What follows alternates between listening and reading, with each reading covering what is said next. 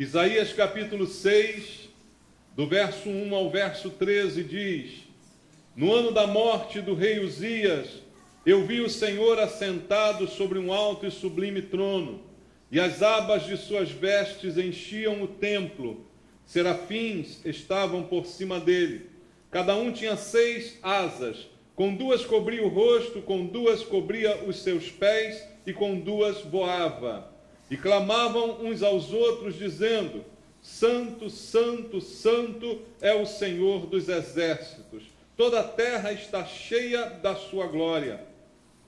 As bases do limiar se moveram à voz do que clamava, e a casa se encheu de fumaça. Então disse eu: Ai de mim, estou perdido, porque sou homem de lábios impuros, habito no meio de um povo de impuros lábios, e os meus olhos viram o Rei, o Senhor dos exércitos.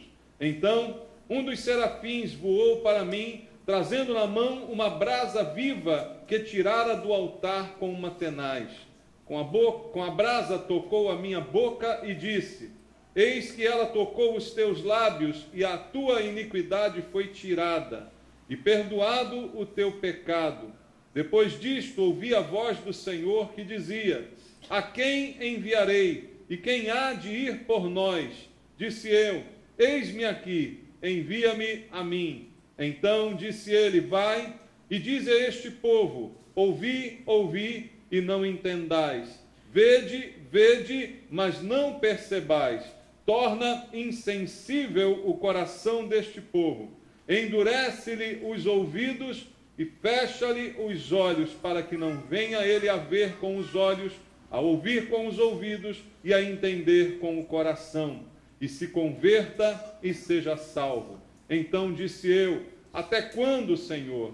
Ele respondeu: Até que sejam desoladas as cidades e fiquem sem habitantes, as casas fiquem sem moradores, e a terra seja de todo assolada. E o Senhor afaste dela os homens, e no meio da terra seja grande o desamparo. Mas, se ainda ficar a 10ª parte dela, tornará a ser destruída, como terebinto e como carvalho, dos quais, depois de derribados, ainda fica o toco. Assim, a santa semente é o seu toco. Amém. Obrigado, Pai, pela tua palavra santa, poderosa, que foi deixada para nós como orientação, como direção para a nossa vida. Ela é a lâmpada para os nossos pés, ela é a luz para o nosso caminho. E nós precisamos desta luz, Pai. Precisamos desta iluminação para não tropeçarmos nas pedras e nos buracos do caminho por onde andamos. Que a tua palavra possa nos guiar, Pai, nos conduzir para podermos encontrar contigo, Senhor. Precisamos ouvir a tua voz esta manhã, corrigindo os nossos erros, trazendo direção para que possamos andar da maneira como tu desejas, Senhor. Eu te peço, fala conosco, fala aquilo que necessitamos ouvir, alimenta-nos pela tua palavra e usa, Senhor, a minha vida. Quero ser um instrumento do Senhor, Pai. Preciso para isso da unção do Espírito Santo, para que esta unção quebre as barreiras de entendimento, as distrações, Senhor, para que todos nós possamos dar ouvidos à tua voz e, ao ouvirmos a tua palavra, sejamos transformados. Assim te peço, em nome de Jesus. Amém. Podem sentar, irmãos. Amados, este é o texto conhecido na Bíblia como a chamada do profeta Isaías. Isaías está sendo levantado por Deus nesse momento a ser profeta no meio do povo de Deus. A história bíblica diz para nós que Deus escolheu um povo, e este povo que ele escolheu, ele também abençoou, guiou, conduziu. Desde o momento da criação desse povo até este instante, o povo está sendo conduzido por Deus. E durante esse período, Deus deu a esse povo tudo do bom e do melhor. Deu livramentos maravilhosos, fez milagres espetaculares. Tudo isso o Senhor fez para guiar, guardar guardar e proteger esse povo durante a sua caminhada. Foram os anos de deserto que passaram, saindo do Egito até o estabelecimento na terra prometida por Deus, e toda essa história de Israel, Deus está sempre ao lado do povo, está sempre livrando, está sempre lutando e vencendo por eles. Esta é a história bíblica do povo de Israel. Mas, infelizmente, a mesma história também diz que este povo não soube guardar e cultivar todas as bênçãos que Deus deu a este povo. O povo não soube preservar esse relacionamento com Deus. Não soube ser grato e reconhecido por tudo aquilo que Deus fizera por cada um deles. E o maná, todas as manhãs, era entregue no deserto, a água não faltava, a guerra não era perdida. Tudo isso Deus fazia por aquele povo, e por causa disso, talvez, eles tenham relaxado no seu relacionamento com Deus, no cuidado com a vida pessoal de cada um. Era muita bênção, tudo dava certo, milagres aconteciam, guerras eram vencidas, e a tendência nossa neste momento é de relaxar. Então o povo também relaxou à medida que os anos se passaram e afrouxou no seu relacionamento com Deus. E quando Deus chama Isaías no momento da passagem que lemos aqui, o povo já está vivendo em grande crise e prestes a ser destruído. Tudo aquilo que foi cultivado por Deus durante todos esses anos estava prestes a acabar. Israel estava prestes a desaparecer como nação, consequência do pecado, consequência do afastamento, do relaxamento em relação às coisas de Deus. E tudo isso estava para ser perdido. Mas Deus, ainda numa manifestação de amor, de cuidado, levanta profetas com a função de alertar este povo que está dormindo, este sono mortal de afastamento de Deus. Deus levanta então o profeta Isaías para que ele vá e diga àquela nação que está prestes a enfrentar um dos piores momentos da sua história, que é o cativeiro, e traga uma mensagem a eles de alerta para que esta situação seja mudada, seja transformada. E então Deus chama o profeta Isaías e faz uma pergunta a ele. Versículo 8, leia comigo. Depois disto, ouvi a voz do Senhor que dizia: a quem enviarei? E quem há de ir por nós? Disse eu: eis-me aqui, envia-me a mim. A pergunta que Deus fez a Isaías, ela é bem sugestiva, porque não havia ninguém no meio daquele povo com que Deus pudesse contar. A quem enviarei? Um povo numeroso, mas não havia ninguém que pudesse ser enviado.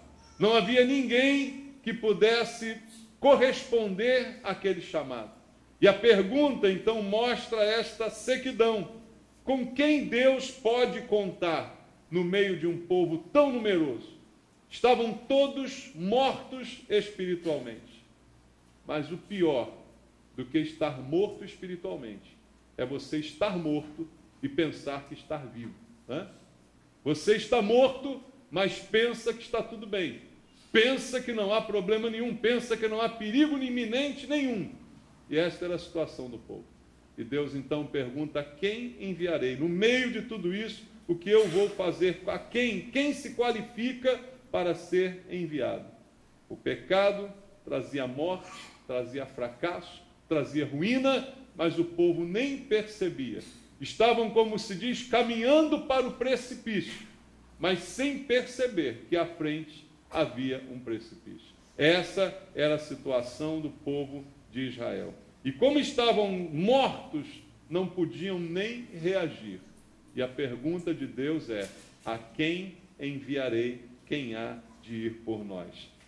Mas eu queria, antes de qualquer coisa, olhar para a Bíblia junto contigo e tentar descobrir por que isso aconteceu a Israel. Por que um povo tão abençoado por Deus chega ao ponto de ser destruído dessa maneira? E isso, de fato, depois aconteceu, mesmo com Isaías pregando, mesmo com Isaías alertando, o exílio aconteceu. Babilônia dominou, eles foram levados cativos como escravos.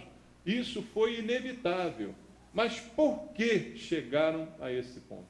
Como eu saio de um momento de tanta bênção, de tanta vitória, de tanta alegria, para um momento de tanta desgraça? Irmãos, o que a Bíblia mostra é que isso não acontece do dia para a noite. Essas coisas são resultado de um processo de afastamento, um processo de distanciamento de Deus que é paulatino, que é gradual, que vai se estabelecendo na nossa vida sem que a gente perceba. No meio desse processo, todos pensam que está tudo bem, mas não está tudo bem.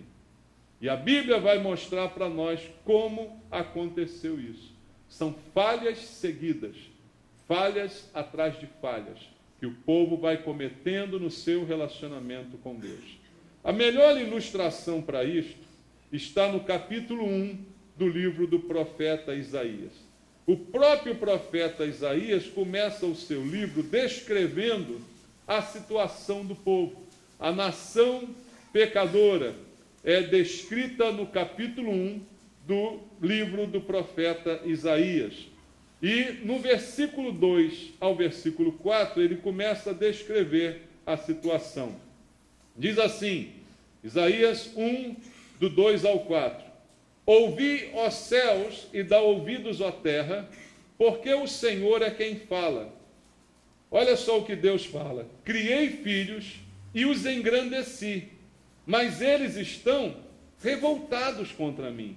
O boi conhece o seu possuidor, e o jumento, o dono da sua manjedoura. Mas Israel não tem conhecimento, o meu povo não entende.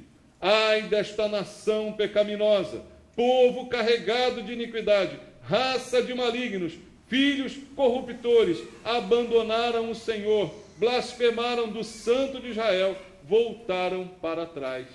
Veja, Isaías começa a descrever o que aconteceu. Falharam em obedecer a Deus, falharam em ter com Deus um relacionamento. Povo tão abençoado, Deus diz, eu criei filhos e eu os engrandeci. Mas hoje eles se voltaram contra mim. Eles estão revoltados contra mim. E Deus fala, até o boi, até os animais conhecem o seu dono. Mas o povo que eu criei, estabeleci, formei e abençoei, esse povo parece que não me conhece. E aí Deus diz no verso 4, ai desta nação pecaminosa, povo carregado de iniquidade, raça de malignos, filhos corruptores. O que eles fizeram? Abandonaram o Senhor, blasfemaram do Santo de Israel e voltaram para trás. Veja, o pecado traz pecado. A Bíblia diz, irmãos, que um abismo chama outro abismo. Então é um processo de corrupção contínua que vai se estabelecendo no meio do povo. E o povo que antes foi criado como filho, abençoado como filho, agora é um filho revoltado. Agora é um filho que se volta contra o seu pai. Agora é um filho que não reconhece os benefícios que recebeu, se torna maligno, se torna desobediente, abandona o pai e chega a blasfemar do Santo de Israel, como diz o versículo 4. Então esse processo foi o que aconteceu com Israel, para que chegassem ao ponto em que chegaram quando Deus chama então o profeta Isaías. Veja o que diz o versículo 7 e 8. A vossa terra está assolada, as vossas cidades consumidas pelo fogo, a vossa lavoura, os estranhos devoram em vossa presença, e a terra se acha devastada como numa subversão de estranhos. A filha de Sião é deixada como choça na vinha, como palhoça no pepinal, como cidade sitiada, diz o texto. Veja, essa foi a terra que Deus deu a eles? Foi. Mas nesse estado em que ela se encontra, Foi isso que Deus planejou? Foi isso? Não, a Bíblia diz que não, que a terra manava leite e mel. Era uma terra boa, cheia de bênçãos, mas aos poucos vai se transformar numa terra desolada. E por que isso vai acontecer? Porque o povo falha na administração dos bens recebidos por Deus. Irmãos, será que isso tem algo a nos ensinar? Será que esse acontecimento tem lições para a nossa vida? Será que nós podemos nos identificar em algum momento com Israel, como povo de Deus que somos? Tão abençoados temos sido por Deus, será que temos falhado na administração dos nossos bens? Na administração das bênçãos que temos recebido? E será que estamos caminhando para um lugar, para uma situação em que só vai restar desolação? Porque foi assim que esse povo caminhou e foi esse o futuro deles. Porque se estabelece no coração de cada um daquela nação um distanciamento de Deus. Abandonaram o Senhor, diz o versículo 4. Veja mais o versículo 12, olha o estado espiritual daquele povo. Versículo 12 até o versículo 15. Quando vindes para comparecer perante mim, quem vos requereu o só pisardes nos meus átrios? Não continueis a trazer ofertas vãs. O incenso é para mim abominação, e também as festas da lua nova, os sábados e a convocação das congregações. Não posso suportar iniquidade associada ao ajuntamento solene, as vossas festas de lua nova e as vossas solenidades. A minha alma as aborrece, já me são pesadas, estou cansado de as sofrer, pelo que, quando estendeis as mãos, escondo de vós os olhos, sim, quando multiplicai as vossas orações, não as ouço, porque as vossas mãos estão cheias de sangue. Esses versículos são um retrato da vida espiritual de Israel naquele contexto. E isso tem algo muito importante para nos ensinar, porque pelo que diz os versículos aqui, a igreja, ou seja, o templo, funcionava perfeitamente. O problema de Israel não era a falta de templo, não era a falta de festa, não era a falta de solenidade, não era a falta de religiosidade. Isso eles tinham até demais. O texto diz que eles compareciam ao templo, que eles compareciam às festas, que eles promoviam os rituais, que eles promoviam as solenidades, guardavam os sábados, guardavam as datas importantes. Tudo isso eles faziam. Então não é falta de religiosidade. O problema deles era fazer tudo isso de forma automática e sem sentido, esquecendo o significado de todas estas coisas. E a pergunta inicial de Deus no versículo 2 é: quando vocês vêm comparecer diante de mim, quem disse para vocês que eu apenas desejo que vocês pisem nos meus átrios? Versículo 12 está escrito isso aí. Quem disse que a única coisa que eu quero é ver os pés de vocês nos átrios da casa de Deus? Quando vocês vêm ao culto, à igreja, ao templo, quem disse que a única coisa que eu quero é ver você aqui, com os pés na casa do Senhor? Ou seja, o pensamento deles estava errado com relação a Deus. Eles imaginavam que tudo que Deus esperava deles é que eles comparecessem ao templo, que eles comparecessem às solenidades, às festividades. Imaginavam eles que o fato de comparecer já era suficiente para ganharem algum tipo de proteção de Deus. Ou seja, um relacionamento supersticioso com Deus. Eu estou comparecendo, eu estou pisando nos meus pés na casa do Senhor. Então já estou cumprindo tudo aquilo que Deus deseja de mim. E o Senhor pergunta no verso 12, quem disse para vocês que eu só quero isso de vocês?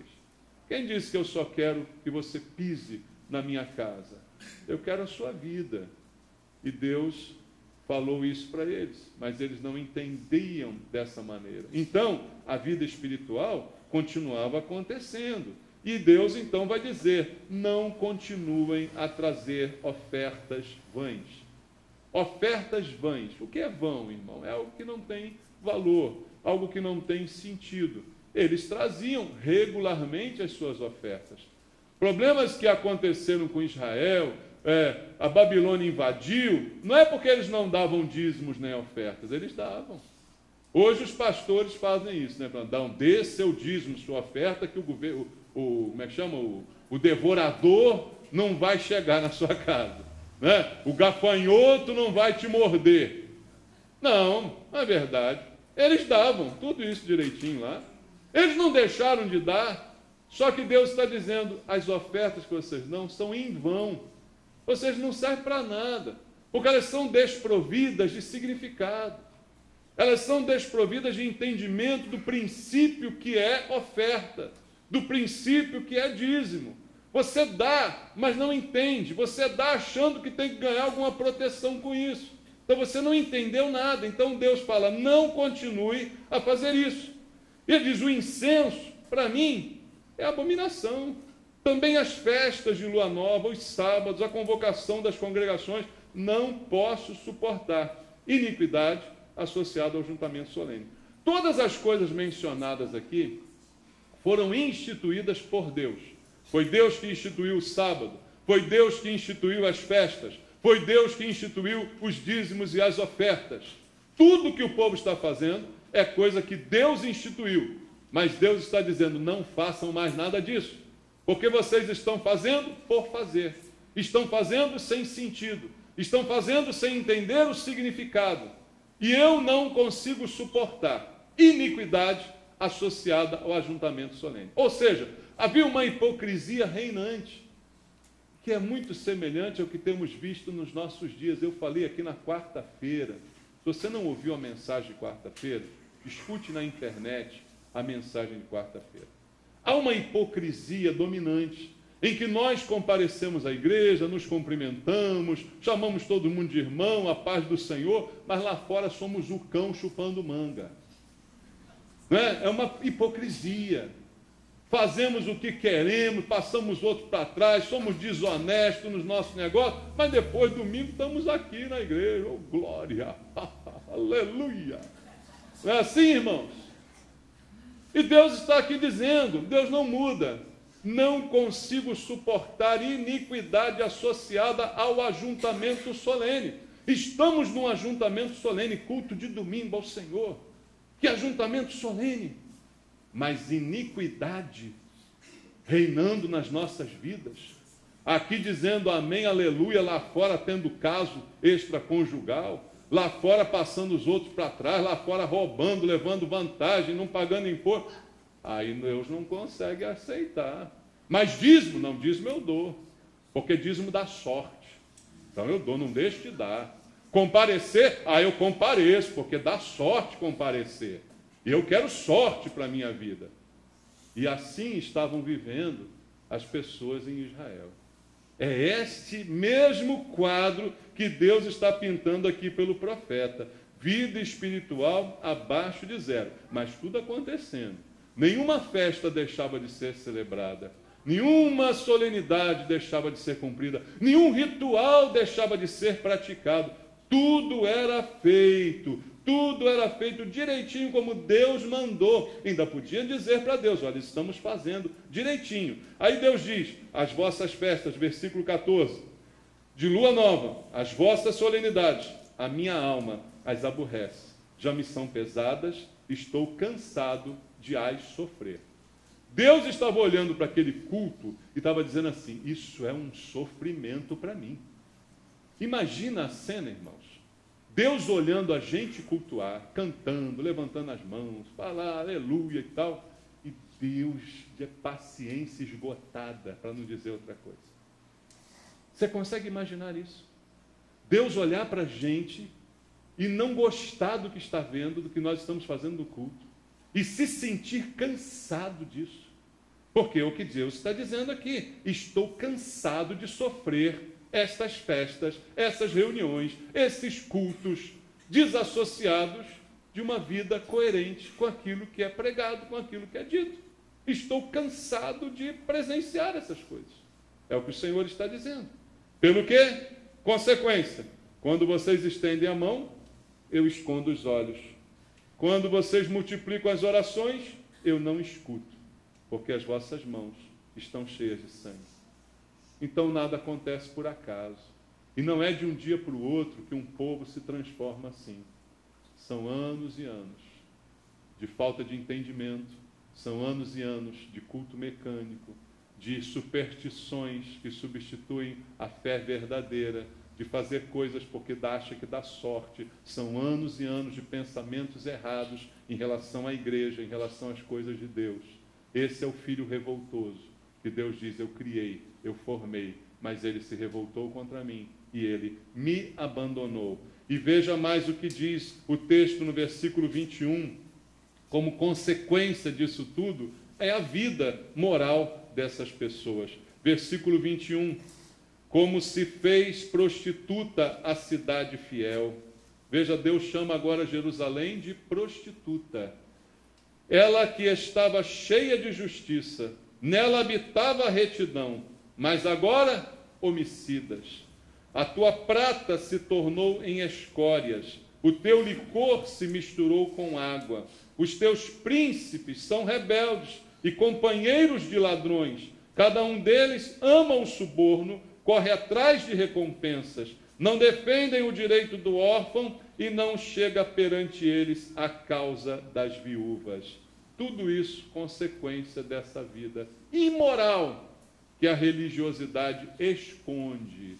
Esse não é um retrato, irmãos, de muito movimento eclesiástico que nós conhecemos hoje, em que há uma opulência, em que há uma cúpula que sobressai sobre os demais, não é? Em que há uma hierarquia contaminada, em que há troca de favores, em que há relacionamentos contaminados. Esse era o retrato de Israel, naquele momento, quando Deus chamou Isaías. E esse tem sido o retrato de muitas igrejas hoje. Eu digo muitas, não todas, mas muitas estão vivendo a mesma coisa. Jogos de política, de poder dentro das igrejas, tudo isso acontecendo, e as pessoas nas solenidades, falando bonito, impostando a voz, ó Deus e tal, e o couro comendo lá fora, irmãos.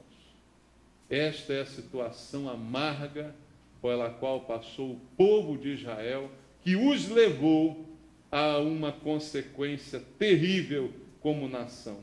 Veja, Deus não teve culpa nenhuma nisso. Como não tem culpa da igreja estar como está nos nossos dias.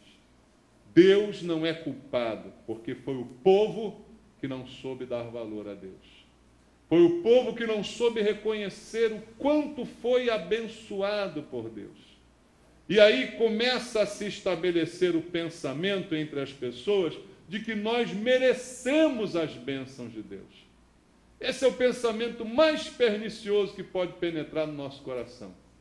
É o sentimento para com Deus de toma lá, dá cá. Eu faço alguma coisa, então Deus tem mais do que fazer também por mim. Então, na verdade, eu mereço o que Deus está fazendo, porque eu, afinal de contas, guardo os rituais, participo das festas, piso nos átrios da casa do Senhor, dou meu dízimo, dou minha oferta. Deus tem mais é que me abençoar. Esse era o pensamento que penetrava no coração daquelas pessoas e que hoje tem penetrado na igreja, porque alguns até ensinam esse tipo de coisa, criando nas pessoas essa mentalidade de negócio. A igreja se transformou num negócio. Os que estão liderando o negócio fazem um negócio com você e você também gosta de ouvir o que eles estão dizendo e se cria uma mentalidade e sustenta toda essa maracutaia. Isso acontecia no povo de Israel. Deus fez tudo por eles, assim como Deus fez tudo por nós e faz tudo por nós. Nós é que contaminamos o nosso relacionamento com Deus. Nós é que nos afastamos da presença do Senhor. Veja o que Deus fez por aquele povo. Isaías capítulo 5, versículo 1 até o versículo 7, diz assim. Isaías capítulo 5, olha a história que Deus está contando. Agora cantarei ao meu amado o cântico do meu amado, a respeito da sua vinha. O meu amado teve uma vinha num outeiro fertilíssimo, sachou-a, limpou-a das pedras e a plantou de vides escolhidas. Edificou no meio dela uma torre e também abriu um lagar. Ele esperava que desse uvas boas, mas deu o quê? Uvas bravas. Agora, pois, ó moradores de Jerusalém, ó igreja do Senhor, e homens de Judá, julgai, vos peço, entre mim e a minha vinha. Que mais se podia fazer ainda a minha vinha que eu não lhe tenha feito? E como, esperando eu que desse uvas boas, veio a produzir uvas bravas? Deus está dizendo, o que mais eu poderia fazer por essa vinha? Eu coloquei-a no melhor lugar, eu a nutri das melhores coisas, eu dei todas as condições para que ela produzisse uvas boas, e ela deu uvas mais. O que eu posso fazer? Que culpa eu tenho disto? Pergunta o Senhor. O que eu posso fazer? Versículo 5.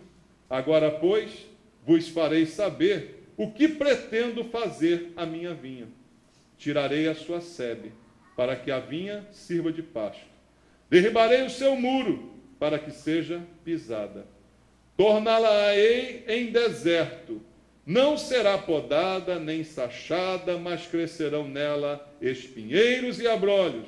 As nuvens darei ordem que não derramem chuva sobre ela, porque a vinha do Senhor dos exércitos é a casa de Israel, e os homens de Judá são a planta dileta do Senhor. Este desejou que exercessem juízo, e eis aí quebrantamento da lei, justiça, eis aí clamor. O que Deus fará com a sua vinha? A vinha que Ele mesmo fez, a vinha que Ele mesmo constituiu. Veja, irmãos, compare esse texto com a igreja. Quem criou a igreja? Jesus. Quem a formou? Quem a constituiu? Jesus. O que Ele fez pela igreja? Tudo. O que mais falta Ele dar pela igreja? Nada. Deu tudo. E o que nós estamos produzindo? Uvas boas ou uvas bravas? A resposta de Deus é: destruirei. A igreja Ele não destruirá, assim como não destruiu Israel. Mas o sofrimento aconteceu naquele povo. Israel prevalece até hoje, mas os anos de sofrimento que se seguiram a esta mensagem foram terríveis da parte do Senhor. E veja, eu farei isso, diz o Senhor. Não foi alguém que fez, foi o próprio Deus que fez com o seu próprio povo, é o que diz a palavra. E aí, nesse contexto, eu volto ao texto de Isaías 6, juntamente com você. Nesse contexto que nós situamos aqui, Deus chamou a Isaías para profetizar. Isaías, então, ouviu o chamado do versículo 8, em que Deus diz, vou ler de novo, ouvi a voz do Senhor que dizia, a quem enviarei? Quem há de ir por nós? O que ele respondeu? Eis-me aqui, envia-me a mim. Isaías respondeu ao chamado de Deus. Ele disse, eu vou, eu estou pronto, pode me enviar, foi a resposta que deu Isaías. Corajosa essa resposta, porque a situação era terrível. Mas aonde estava Isaías? Interessante, versículo 4, diz assim, as bases do limiar se moveram à voz do que clamava, e a casa se encheu de fumaça. Isaías estava no templo, irmãos. Estava ele no templo quando então ouviu a voz do Senhor, ouviu o chamado do Senhor. Foi dentro do templo que ele teve essa visão maravilhosa narrada aqui, dos anjos, dos serafins, da fumaça, de tudo aquilo que ele estava visualizando, ele teve isso tudo dentro do templo. Veja, o mesmo templo que para uns era usado apenas para comparecer e marcar ponto, para Isaías é um lugar de visão, de revelação, de milagres, de coisas maravilhosas. Veja que ambiguidade, irmãos. O mesmo templo, para uns, pode servir só como um lugar supersticioso, mas para outros pode ser um lugar de visão, de glória de Deus, de tudo mais. Então eu chego à conclusão que o problema não está no templo. O problema está em quem frequenta ele. A mesma igreja, para mim, pode ser uma bênção maravilhosa, para você pode ser um instrumento de superstição. Veja, o relacionamento e a atitude de cada um de nós aqui pode ser diferente em relação à igreja. A motivação que cada um de nós tem para chegar aqui pode ser diferente. Então o problema não está na igreja, o problema não está no templo, o problema está em nós. Toda a população ia àquele templo e Deus diz: eu estou cansado de vocês virem aqui. Agora Isaías foi e ele experimentou algo maravilhoso no mesmo templo, uma visão maravilhosa. Veja, eu chego à conclusão que a igreja, ela não é a culpada. A igreja templo, a igreja instituição, ela é composta por nós, irmãos. Não existe igreja se não existir cristão, entendeu isso? Nós somos a igreja. E ela será melhor ou pior de acordo conosco. E não depende do lugar, não depende do templo, não depende nem das pessoas que frequentam. Depende de mim fazer desse lugar um lugar melhor. Depende de mim ter o espírito que Deus deseja para aqui chegar e receber a revelação de Deus. Quer um exemplo? Você pode frequentar o culto e chegar aqui para criticar tudo que está acontecendo. Você pode olhar para o louvor e não gostar, criticar os músicos, criticar o cantor. Você pode olhar para o pastor e não gostar. Você pode olhar para o lugar, achar que está precisando de pintura, que falta isso, falta aquilo, achou uma sujeira no chão. Você pode fazer tudo isso aqui quando você entrar nesse lugar. Mas, ao mesmo tempo, pode estar do seu lado uma pessoa que não vê nada disso e, quando chega aqui, só vê a glória de Deus. É, irmãos? Do teu lado pode ter alguém que chega aqui e vê maravilhas, vê anjo voando para tudo que é lugar. Você, cadê? Me mostra esses anjos. Você nunca vai ver.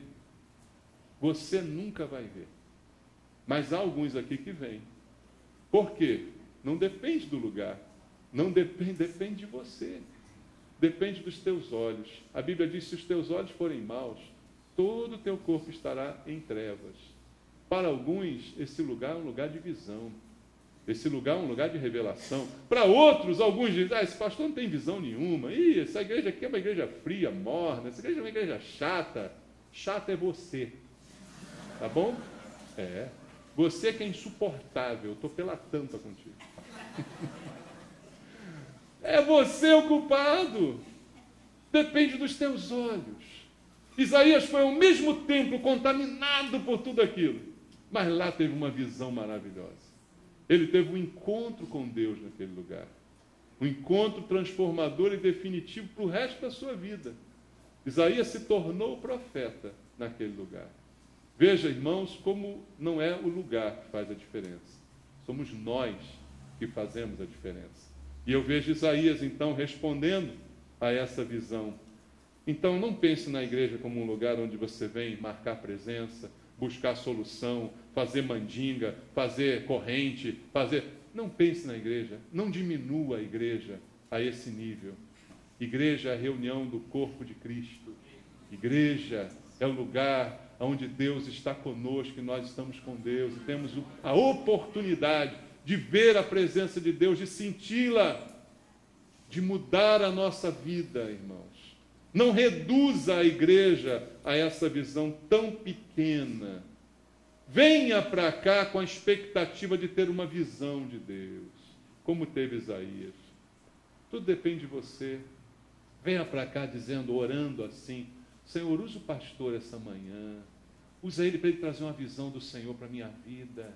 Usa os instrumentos, usa os músicos, usa os irmãos que vão sentar ao meu lado, para que eles sejam na minha bênção na minha vida, e depois fala assim: usa a minha vida para que eu seja a bênção em quem vai sentar do meu lado. Usa a minha vida para que eu colabore para o bem da igreja. Que eu seja um instrumento teu para a edificação do teu corpo, Senhor. Aí a expectativa completamente muda para cada um de nós. E eu tenho certeza, irmãos, que Deus espera mais de nós. Deus estava no templo falando com Isaías: Isaías, a quem enviarei? Não tem ninguém. Veja, o meu templo está lotado todo dia. Todo dia tem festa disso, festa daquilo, lua nova, sábado. Todo dia tem quermesse, tem novena. Todo dia tem sacrifício, tem oferta, tem dízimo. Tem gente entrando e saindo toda hora. Mas a quem eu enviarei, Isaías? Quem há de ir por nós, Isaías? Tanta gente e tão pouca gente ao mesmo tempo. Tanta gente, mas tão pouca gente que presta. Deus está dizendo isso para Isaías. Então, queridos, a mensagem que Deus quer deixar ao seu coração essa manhã, e o meu também, é que nós sejamos a resposta a esse chamado de Deus. Que nós sejamos a resposta de Deus, a mesma que Isaías deu para o Senhor. Agora, pensa um pouquinho, antes de você se animar demais com essa ideia, pensa um pouquinho no que aconteceu com Isaías. Pensa um pouquinho naquilo que Isaías recebeu para depois responder. A resposta está no versículo 8, que nós lemos aqui. Envia-me a mim, eu sou, pode contar comigo, Senhor, deixa que eu chuto. Mas olha o que aconteceu no versículo 6 e 7. A primeira reação de Isaías, aliás, um pouquinho antes, versículo 5, ele diz assim: ai de mim, estou perdido, porque sou homem de lábios impuros e habito no meio de um povo de impuros lábios, e os meus olhos viram o Rei, o Senhor dos Exércitos. Ao se deparar com a visão de Deus, ele se deparou com a visão dele próprio e disse assim: eu estou perdido, porque eu sou uma porcaria. Perto do que eu estou vendo, essa visão maravilhosa de Deus, eu não sou nada. Eu sou impuro. Eu habito no meio de um povo impuro. A minha boca é impura e o lábio também das pessoas que estão ao meu redor é impuro. Conclusão de Isaías: estou perdido. Ele se vê nessa incapacidade. Assim que ele tem a visão, essa visão serve não só para que ele conheça Deus, mas para que ele também se conheça. Irmãos, quando nós temos experiências com Deus, não é só para a gente conhecer Deus, mas é também para a gente se conhecer. Você lembra o que Jó disse no final de sua experiência toda com Deus? Ele diz: agora os meus olhos te veem. Eu te conhecia só de ouvir falar, mas agora eu estou realmente vendo Deus. Mas ele também se conheceu nesse caminho todo. Ele também conheceu as suas limitações, os seus erros. Jó também conheceu. Então isso também serviu para ele. E agora Isaías se vê nessa impossibilidade. Eu sou impuro, as pessoas em volta de mim são impuras, eu estou perdido, Senhor. E aí o que Deus fez com Isaías para resolver esse problema? Aí entra o versículo 6. Então, um dos serafins voou para mim, trazendo na mão uma brasa viva, que tirara do altar com uma tenaz. Com a brasa, tocou a minha boca e disse: eis que ela tocou os teus lábios, a tua iniquidade foi tirada e perdoado o teu pecado. Veja, antes de Isaías poder responder a Deus positivamente, ele precisou ser purificado por Deus. E quem é que purifica? É Deus, irmãos. Eu falava na escola com jovens, falei sobre esse assunto aqui em alguns momentos. Deus vai usar a nossa vida. Nós somos instrumentos de Deus. Concorda comigo? Deus usa a nossa vida. Agora pensa num médico. O médico usa instrumentos, também não usa? Ele tem até uma pessoa chamada instrumentadora que vai fornecendo os instrumentos na hora da cirurgia. Ele pede bisturi, para. Alicate, para. Martelo, para. Ele vai pedindo, ela vai dando.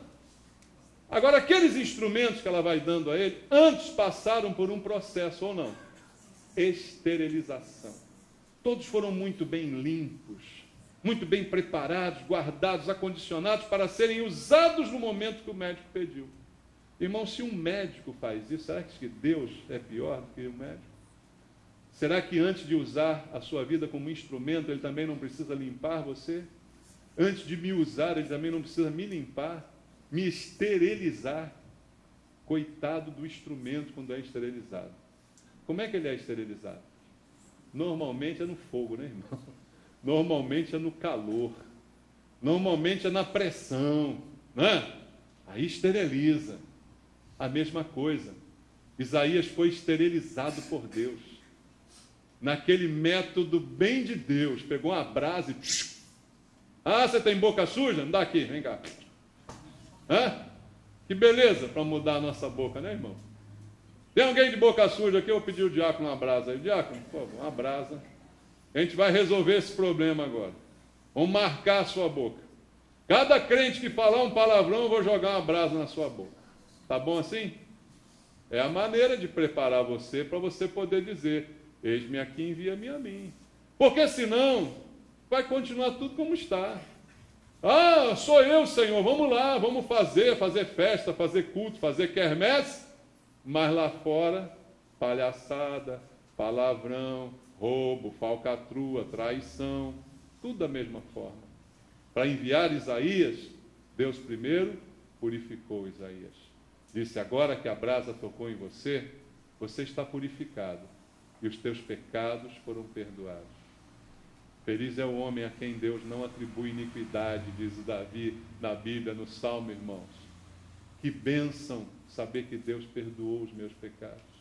Que bênção saber que Deus me purificou. E quem purifica é Deus. Por mais que você se esforce, você não consegue se purificar. A própria Bíblia diz que por mais que você se lave com potassa, você não consegue tirar a marca do seu pecado. Se Deus não limpar, não há sabão que limpe, não há bombril que resolva, irmão. É Deus que limpa. E Isaías teve essa experiência na hora com Deus.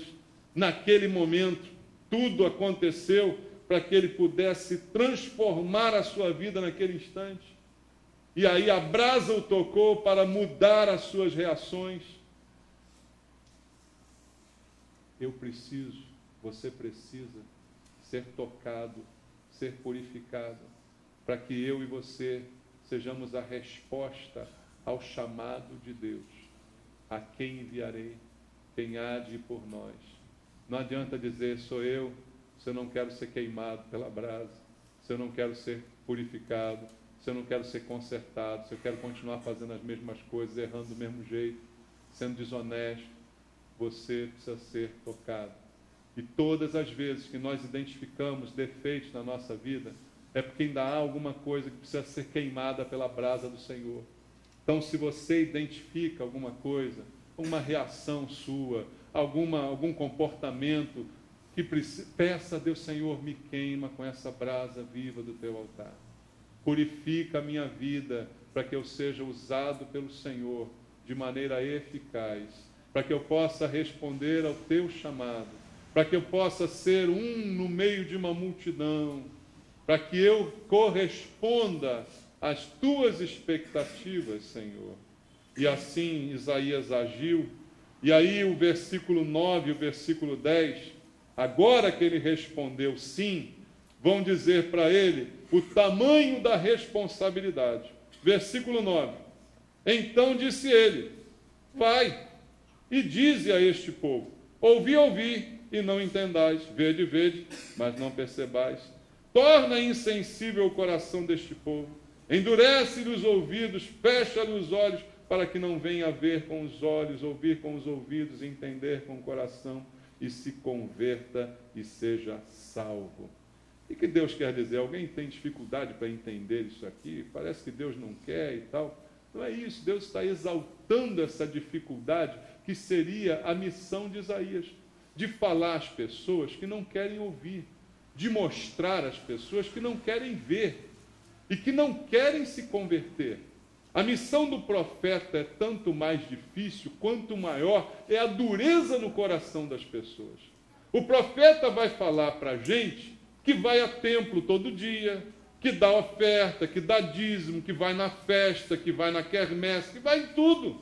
O profeta vai dizer para a gente que se acha salvo, que se acha certo, que acha que está tudo bem. Essa é a missão dele. Gente que tem ouvido, mas não ouve, tem olhos, mas não vê. E é isso que o profeta terá que fazer, e Deus está dizendo como vai ser dura a missão. A missão de um chamado, irmãos, é falar a quem não quer ouvir.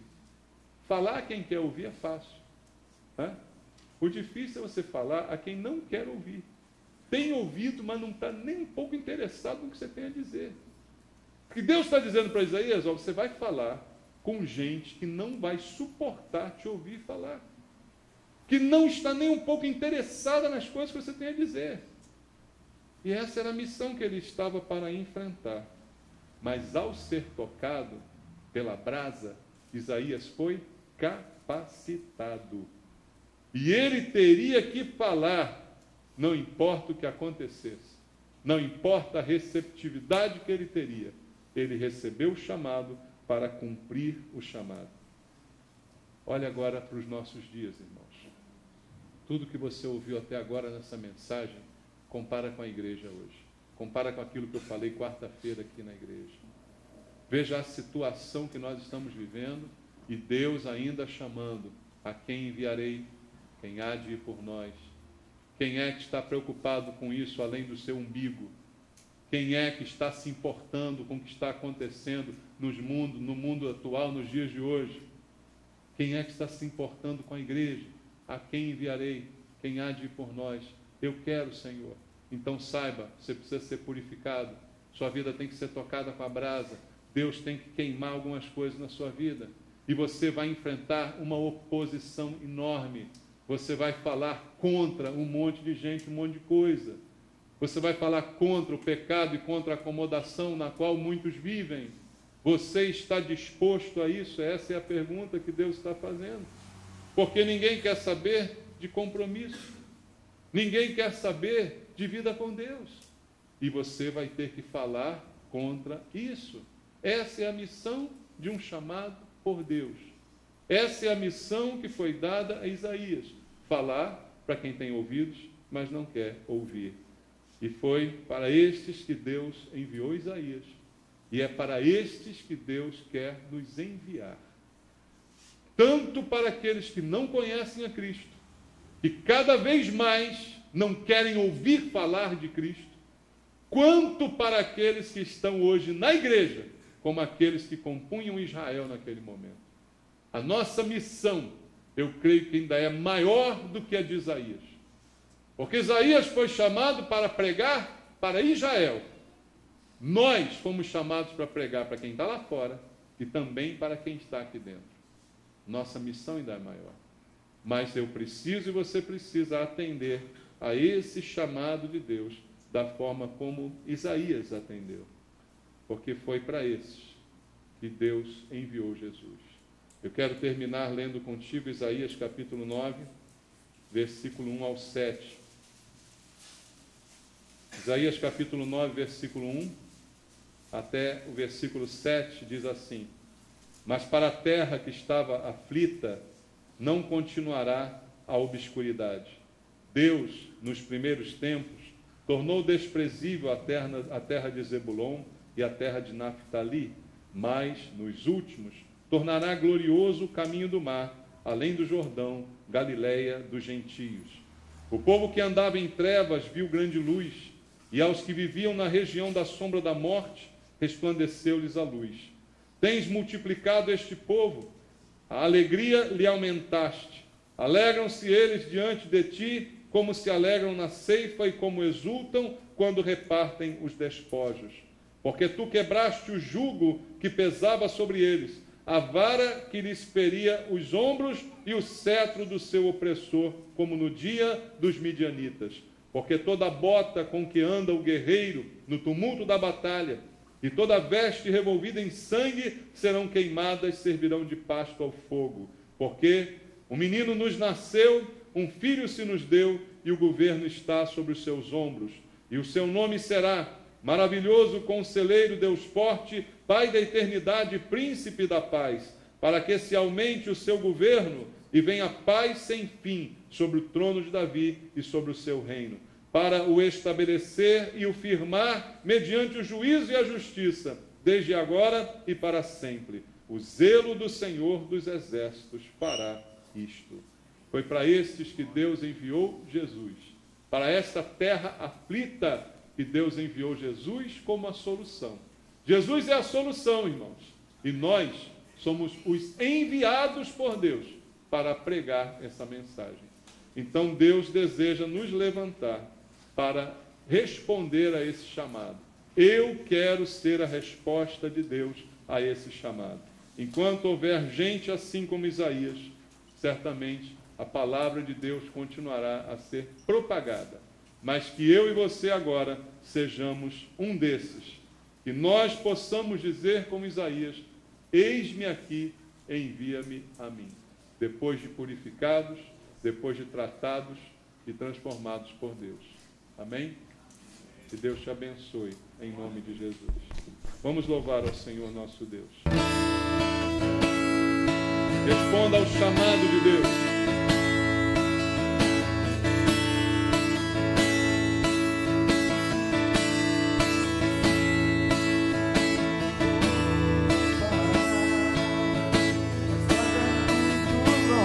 Vou continuar. Em meio às lutas eu não estou só. Sinto aqui, a vida é mesmo assim. Tantas aflições tem que enfrentar, mas o Senhor está sempre a me proteger. Sinto aqui.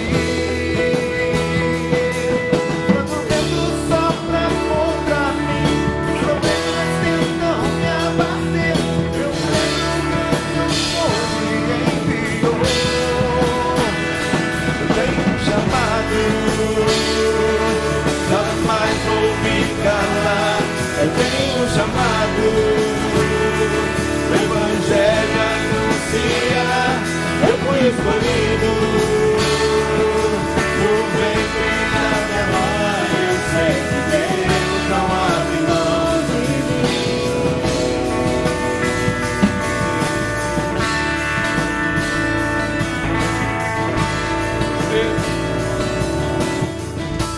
Você crê no chamado de Deus sobre a sua vida?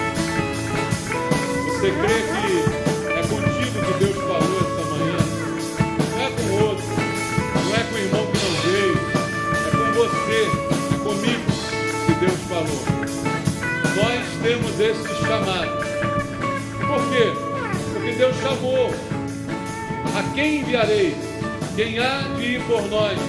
Está aberto a qualquer um.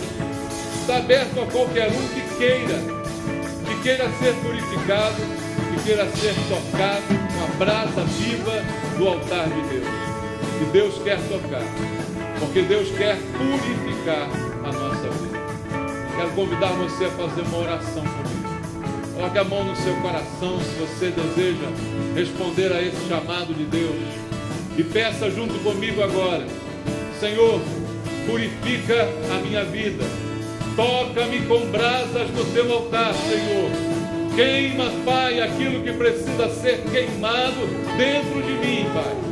Os meus lábios purifica, a minha mente purifica, o meu corpo purifica, Senhor, para que eu possa te servir, para que eu possa responder ao teu chamado, para que eu possa, meu Deus, ser um instrumento nas tuas mãos. Usa-me, Pai. Fala com Deus, meu irmão. Usa-me, Senhor, para a tua glória. Que eu seja um instrumento da tua glória. Usa a minha vida que está disponível para o Senhor. Recebo o teu chamado, Pai, e quero obedecer às tuas ordens. Mas assim, meu Deus, na vida de todos aqueles que fizeram esta oração junto comigo, Pai, sejamos instrumentos em tuas mãos. Pai, usados, abençoados, limpos, purificados pelo Senhor, para que possamos levar adiante a mensagem, mesmo aqueles que não querem ouvir, mesmo aqueles que irão recusar a tua palavra.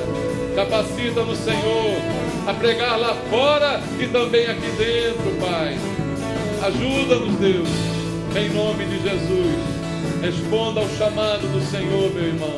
Responda ao chamado de Deus com a tua vida purificada nas mãos do Senhor. Diga: eis-me aqui, Pai, envia-me a mim, Senhor, em nome de Jesus. Que Deus te abençoe. Vamos louvar mais uma vez. Eu não vou parar, a estrada é muito longa, vou continuar.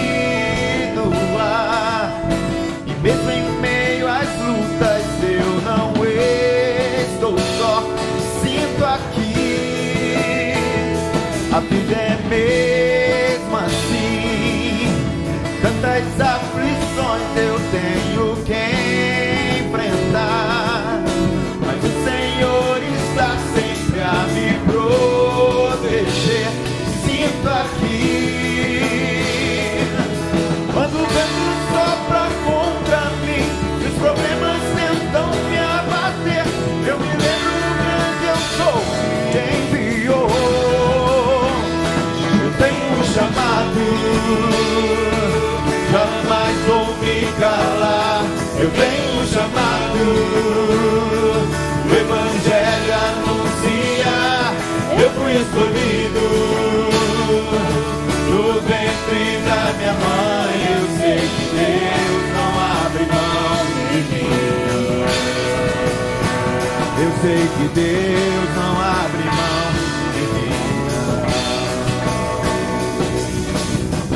Há muito pra fazer, não tenho tempo pra olhar pra trás. Eu tenho um chamado, jamais vou me calar. Eu tenho um chamado, o Evangelho anuncia. Eu fui escolhido no ventre da minha mãe. Eu sei que Deus não abre mão de mim. Eu tenho um chamado, eu tenho um chamado, jamais vou me calar. Eu tenho um chamado, o Evangelho anuncia. Eu fui escolhido do ventre da minha mãe. Eu sei que Deus não abre mão de mim. Eu sei que Deus não abre mão de mim. Eu sei que Deus não abre mão de mim. Eu tenho um chamado. Obrigado, Jesus.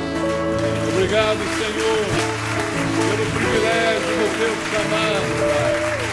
Glória a Deus. Aleluia. Louvado seja o Senhor. Não esqueça, tem almoço agora na cantina missionária.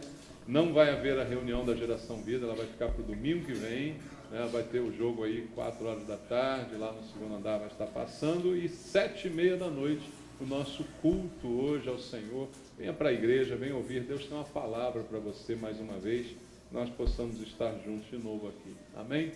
Que a graça e a paz do nosso Senhor e Salvador Jesus Cristo, o amor de Deus, a comunhão e a consolação do Espírito Santo reinem sobre a igreja, sobre a tua vida. Que o Senhor te abençoe, te leve em paz e traga sempre você com alegria para ouvir a voz do Senhor e fazer sua vontade. Que Deus te abençoe rica e abundantemente em nome de Jesus. Amém.